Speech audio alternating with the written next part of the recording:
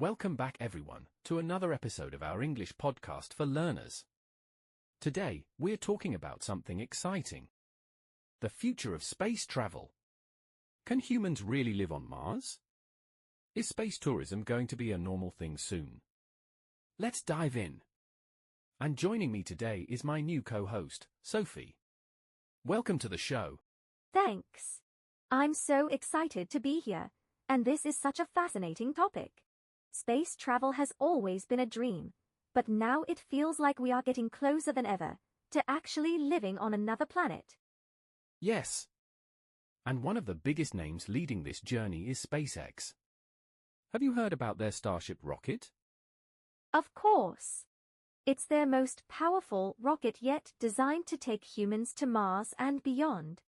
SpaceX has been testing how to land and reuse rockets, and they've already succeeded with Falcon 9. Right.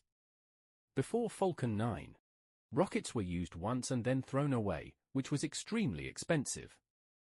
But now, Falcon 9 lands itself after launching, making space travel much cheaper and more sustainable. Exactly. And with Starship, they are going even bigger. The plan is for it to carry up to 100 people at a time to Mars.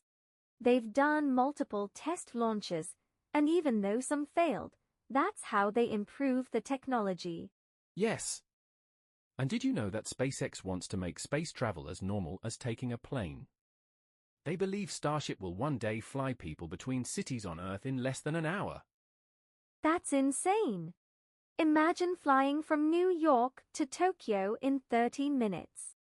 But the biggest question is, can humans really survive on Mars? That's the challenge. Mars is extremely cold, has low gravity, and doesn't have oxygen like Earth. Scientists are working on ways to build homes, grow food, and create breathable air using Mars resources. Yeah, and one idea is to use 3D printing to build houses on Mars using Martian soil. NASA and SpaceX are already working on this. That's so cool. But let's talk about something fun. Space tourism. Companies like SpaceX, Blue Origin, and Virgin Galactic are working on making space travel available for everyone, not just astronauts. Yes. There have already been tourists in space. In 2021, a group of civilians flew on a SpaceX Crew Dragon mission. And Jeff Bezos, the founder of Amazon, went to space with his company Blue Origin. That's right. Right now, it's super expensive. Millions of dollars per ticket. But in the future, prices could drop, and maybe one day, we could take a vacation in space. Wow, imagine floating in zero gravity while looking down at Earth. It sounds amazing. But do you think we will actually live on Mars in our lifetime? I think it's possible. If technology keeps improving at this speed, we could see the first humans on Mars in the next 10 to 20 years. SpaceX is aiming for the 2030s. That's exciting. But it's also a huge challenge. We still need to figure out how to survive long-term in space. But one thing is clear. The future of space travel is closer than ever. Absolutely. And now, we want to hear from you, our listeners. Do you think humans will live on Mars? Would you ever take a trip to space? Let us know in the comments.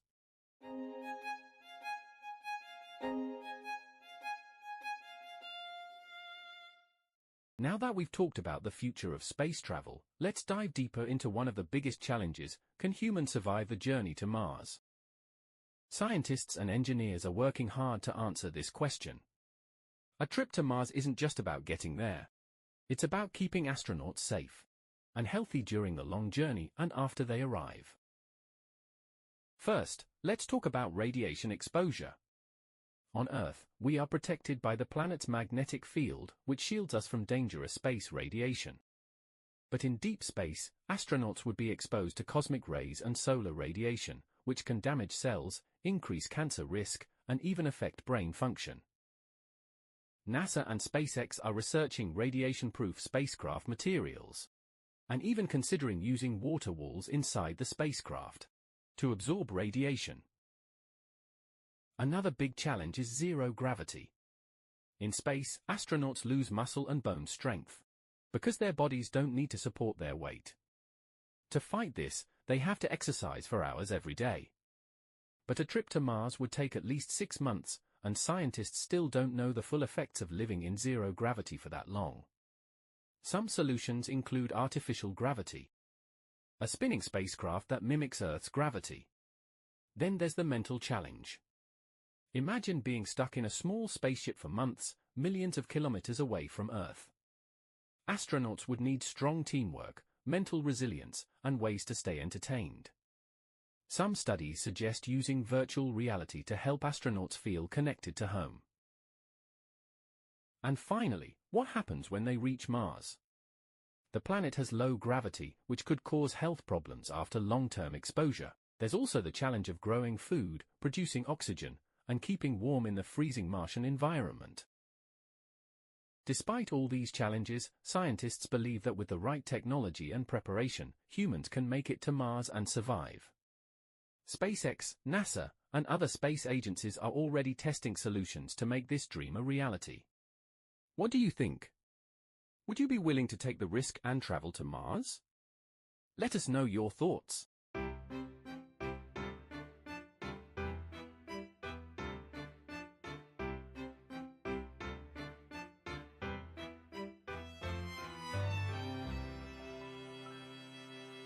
Cinema Talks.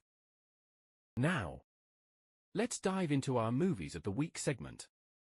As we are talking about space, starting with the film The Martian, directed by Ridley Scott and starring Matt Damon. It's based on Andy Weir's best-selling novel of the same name. This film is a thrilling survival story set on Mars.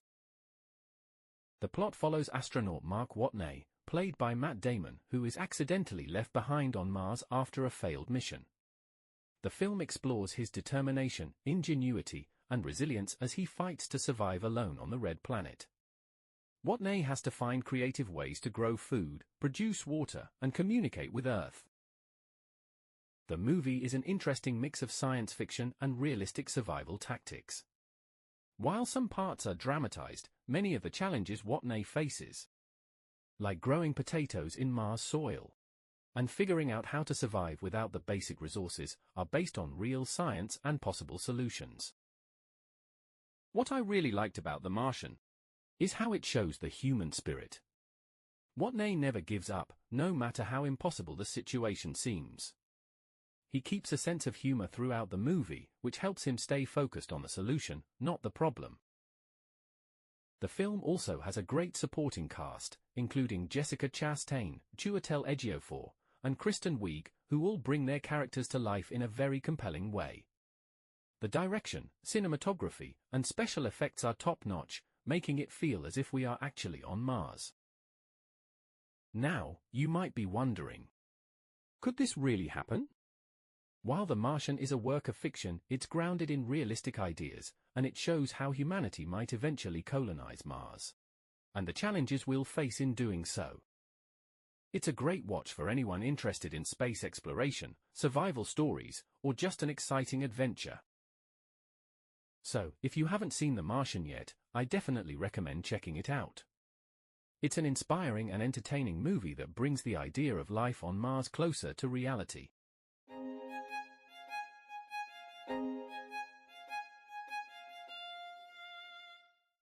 Now, let's move on to another movie, Interstellar, directed by Christopher Nolan. This one is a bit different from The Martian, but it's just as fascinating. Interstellar explores space travel, black holes, and time dilation, making it an intellectual adventure as well as an emotional journey. But before I go on, let me bring in Sophie to discuss this one. Sophie, have you seen Interstellar? What did you think of it? Yes, I have. It's such an incredible movie. The whole concept of time slowing down near a black hole really got me thinking. The film starts with Earth facing a global food crisis, which leads a group of astronauts to search for a new home in space. They travel through a wormhole, guided by a mysterious signal from a distant planet. The most captivating part of Interstellar for me was the relationship between Cooper, Matthew McConaughey, and his daughter Murph. Their emotional connection adds so much depth to the film, especially as time behaves so strangely due to the effects of relativity. Watching Cooper try to communicate with Murph across time and space was so emotional, especially considering how much time passes for him on Earth. Exactly, Sophie. The film blends real science with emotional storytelling. Christopher Nolan worked closely with physicist Kip Thorne to make sure the black hole and wormhole scenes were scientifically accurate. Even the visuals of the black hole are some of the most realistic we've seen in movies, thanks to the accurate physics calculations behind it. But what really stands out is the human aspect. It's not just about space, it's about the relationships that keep us grounded. The movie asks us, what would we do to save humanity, and how far are we willing to go for the people we love? It's a beautiful, thought-provoking film. I agree. And I think the ending is one of the most mind-bending and emotional moments in modern cinema. It's not just about the science. It's about human sacrifice, love, and the survival of our species. The movie leaves you with a lot to think about after it ends. That's so true.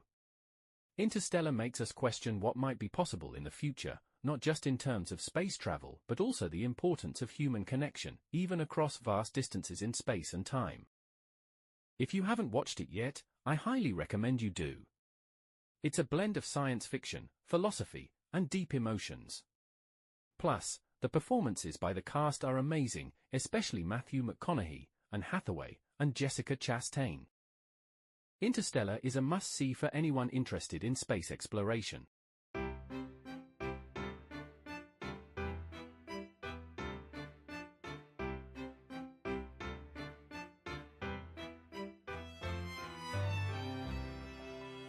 Curious Minds. The Science Corner. For our Science Corner in this week's segment, we're diving into a recent development in space exploration that could be a game-changer for Mars colonization. Earlier this month, NASA successfully tested a new system designed to produce oxygen from the Martian atmosphere, a critical step in making human life on Mars a reality. This technology is called MOXIE, short for the Mars Oxygen In Situ Resource Utilization Experiment. The device works by taking carbon dioxide, which makes up about 96% of the Martian atmosphere, and using a process called electrolysis to split it into oxygen and carbon monoxide. Essentially, it's turning Mars' thin atmosphere into breathable oxygen for astronauts, and even usable rocket fuel for their return journey to Earth. This breakthrough is essential for future Mars missions, because it helps solve two major challenges. First, breathing. Astronauts need a sustainable way to produce oxygen on Mars, and MOXIE is showing that it's possible. And second, fuel. The technology could also be adapted to create fuel for the journey back to Earth, making the mission less dependent on Earth-based resources. Sophie, this is such an exciting development, don't you think? The idea that we could actually use Mars resources to support human life there is a huge step forward in space exploration. It's absolutely amazing. This kind of technology is exactly what we need to make Mars more than just a distant dream. If we can produce oxygen directly from the Martian atmosphere, it means we don't need to rely on bringing all the supplies from Earth. And the fact that this can help fuel rockets for a return journey is a major breakthrough too. It brings us closer to the idea of self-sustaining colonies on Mars. The MOXIE experiment really shows how human ingenuity can make the seemingly impossible possible. And with more experiments like this, we might one day see humans living on Mars, just like in The Martian. Exactly. It's incredible how much progress has been made in such a short time. Who knows, maybe in the future, we'll look back and say, that was the moment we knew Mars colonization was within our reach.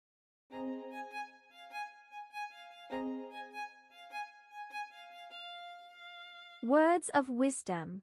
For this week's quote of the week, we have a powerful quote from the famous scientist Carl Sagan. The cosmos is within us. We are made of star stuff. We are a way for the universe to know itself. This quote reminds us that everything in the universe, including us, is interconnected. The very elements that make up our bodies were formed in the hearts of ancient stars, long before Earth existed. Sagan's words speak to the idea that we are all part of something much bigger than ourselves. In the context of space exploration, this quote is especially meaningful. As we look to the stars, sending humans to Mars and beyond, we are essentially reaching out to understand our place in the universe. Our journey into space isn't just about finding new worlds, but also about discovering who we are and where we fit into this vast cosmic puzzle. Sophie, what do you think about this quote? How does it relate to what we've discussed about space travel? It's so humbling, don't you think? It's a reminder that our desire to explore space isn't just about science or technology, it's also about a deeper connection to the universe. When we look up at the night sky, we are literally looking at the remnants of stars that existed billions of years ago. And when we dream of traveling to Mars, we're not just expanding our reach. We're also seeking to understand our own origins. I think this quote really highlights the shared human experience in exploring the unknown. Exactly. It also ties in perfectly with what we're discussing in this episode about space travel. It's all about venturing beyond what we know and connecting with something larger than ourselves. Sagan's words are a beautiful reminder that the cosmos is within us, and in a way, when we explore space, we are exploring ourselves.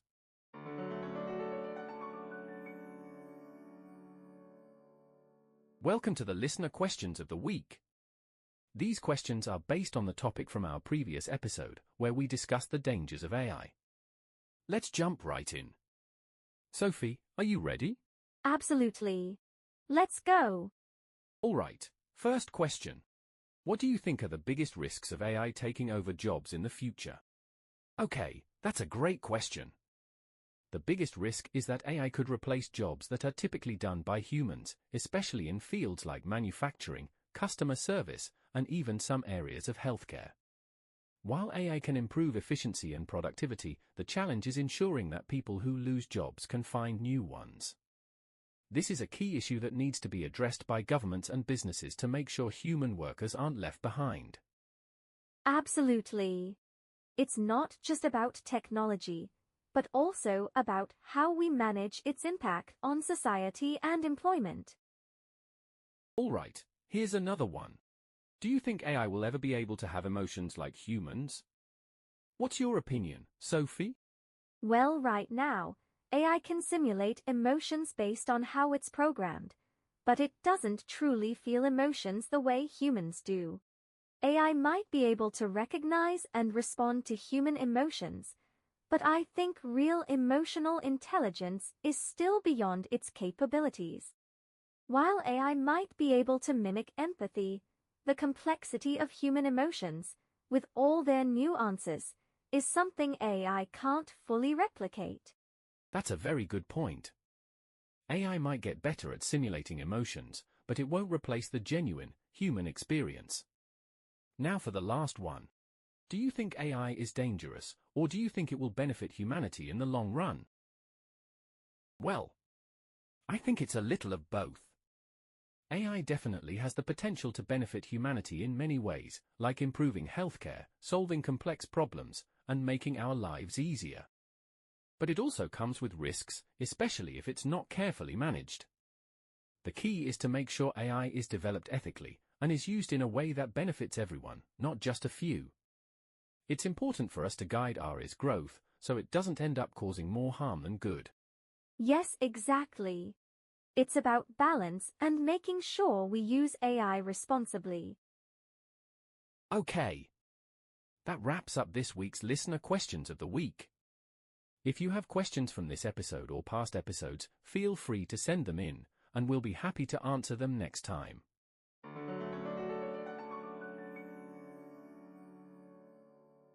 Well, That's all for today's episode of our podcast. We hope you enjoyed our discussion about the future of space travel, AI, and the fascinating world of space exploration. Huge thanks to Sophie for joining me today and sharing her insights. Thank you. It was great to talk about all of these exciting topics, and I can't wait for our next episode. And a big thanks to all of our listeners for tuning in. Don't forget to subscribe so you never miss an episode. If you enjoyed today's conversation, be sure to leave a comment or rate the podcast. It helps us a lot. If you have any questions or thoughts about what we discussed today, send them our way, and we'll answer them in our next episode. Until then, keep exploring, keep learning, and stay curious. Goodbye, everyone. See you next time. Take care, and see you soon.